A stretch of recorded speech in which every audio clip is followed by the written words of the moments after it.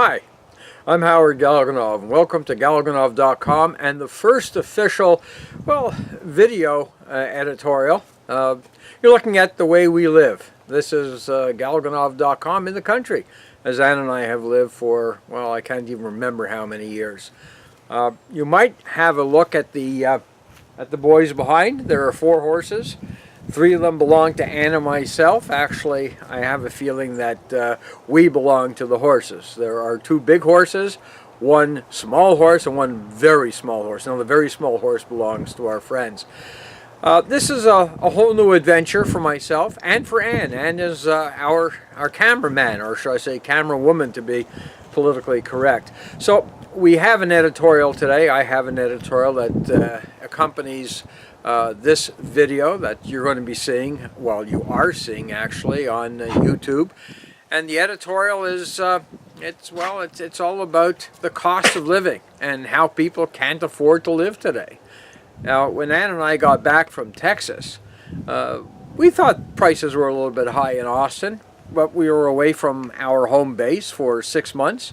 And we went shopping yesterday, actually, and we were looking around, and this is the shopping center that we've always, or the grocery store that we've always shopped at. It's not terribly fancy, but it's very modern, and they've stepped it up quite a bit since we've been away. So we went to do an order, and I was shocked. I was absolutely shocked.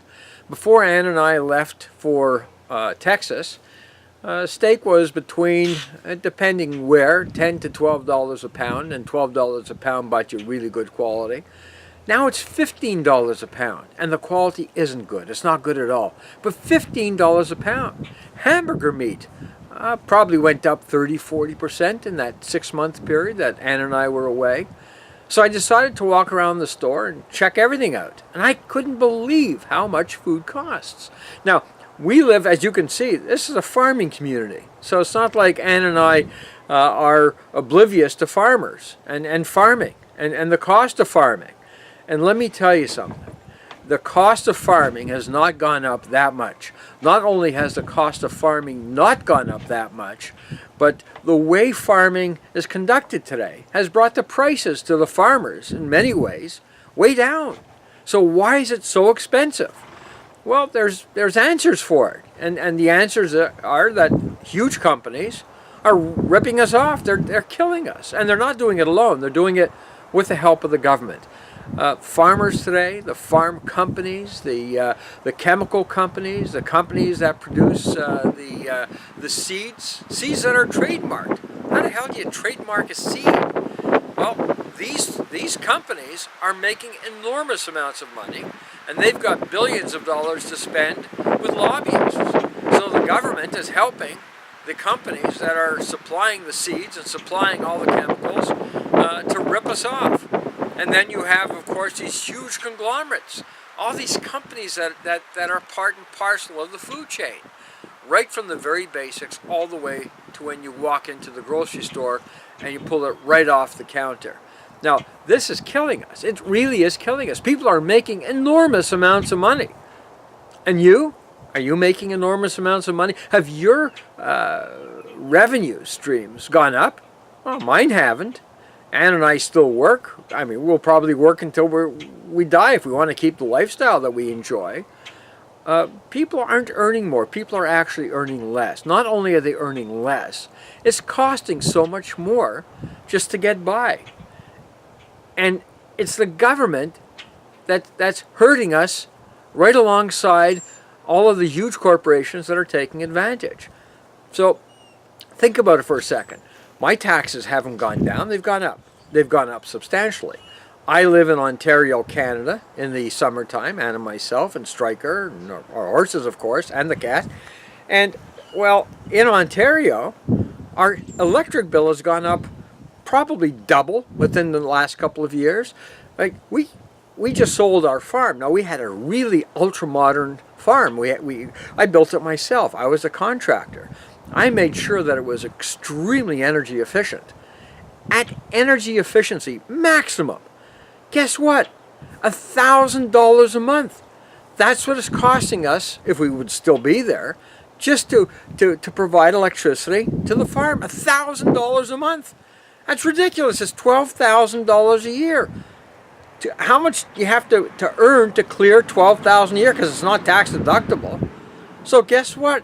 We can't afford it. Well, we could, but most people can't. So what are you supposed to do? If you're certainly retired, you're living on your farm or your house, and all of a sudden your electrical bill, your energy costs go from a few $100s a month to $500 or $600 a month, or in our case, $1,000 a month. What are you supposed to do? And then you go to the grocery store, and that pound of steak that you want has gone from $10 a pound to $15 a pound in what, the space of a year, less than a year? How are you supposed to make ends meet?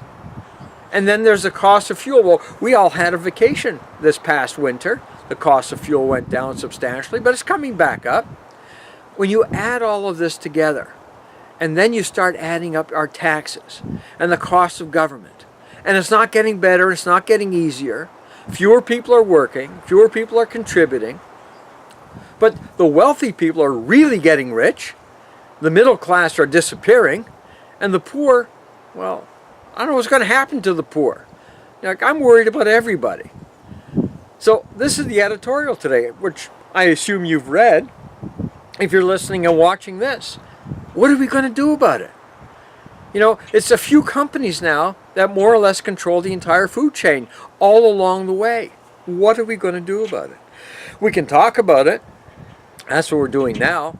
But we have to do more. We can't just sit here and wait for the other shoe to drop. Wait until we can't afford to put food on the table. And in many houses, that's exactly what's happening. So I think it's time, and I don't just think, a lot of us think it's time that we make our government responsible to us, and not to the lobbyists that are representing trillion-dollar corporations. And I don't use the word trillion loosely. When you look at the food industry from start to bottom, you're looking at a trillion-dollar industry, and it's owned by just a handful of people. It's controlled by just a handful of people. And they control the government.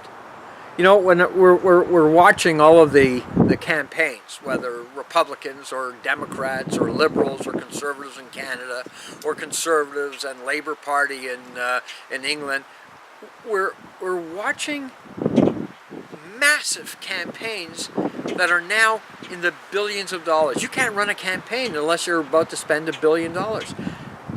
It's lunacy. It is absolute lunacy. So where does this money come from, the billions of dollars? Where does it come from? Well, let me tell you, it's not coming from you and me. It's not coming from our pockets. No matter how much we contribute, we can't come up with that kind of money. But it's coming from massive corporations. It's coming from people who are paying the politicians these hundreds of millions of dollars. In many cases, you're looking at many hundreds of millions of dollars, and they're not giving the money for free. They want something for it. They want to control something. They want subsidies. They want all kinds of things that you and I will never see. They don't want to pay the taxes. They want us to pay the taxes. They want the middle class to carry everybody, but the middle class, well, it's disappearing. So think about that for a second. So you got a guy like Jeb Bush, and he's saying, well, I'm going to have $1 billion campaign.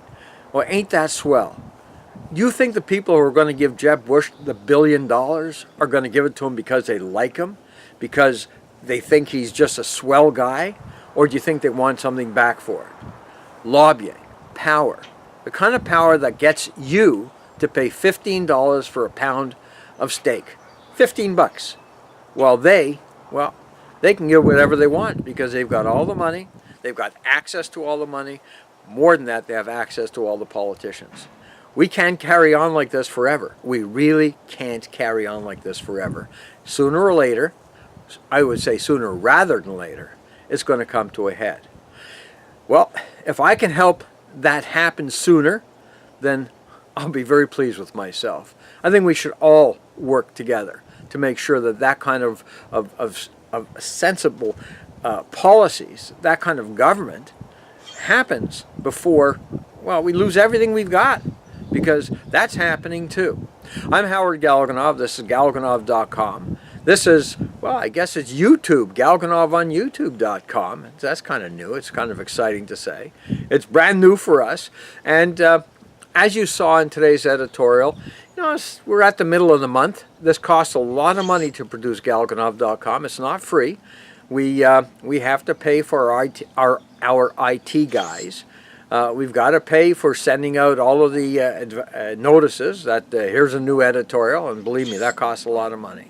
We've got to maintain the website on a regular basis. That's not free either. And of course, well, there's my time, but unfortunately, my time seems to be the cheapest commodity in all of this. We don't take salaries. No one gets paid. Ann doesn't get paid. I don't get paid.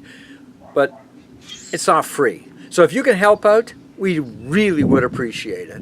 There's about 75 people out of the thousands and thousands and thousands who receive the notices that here's a new editorial. And you can comment for free as well, by the way. Everybody could, and we invite people to comment.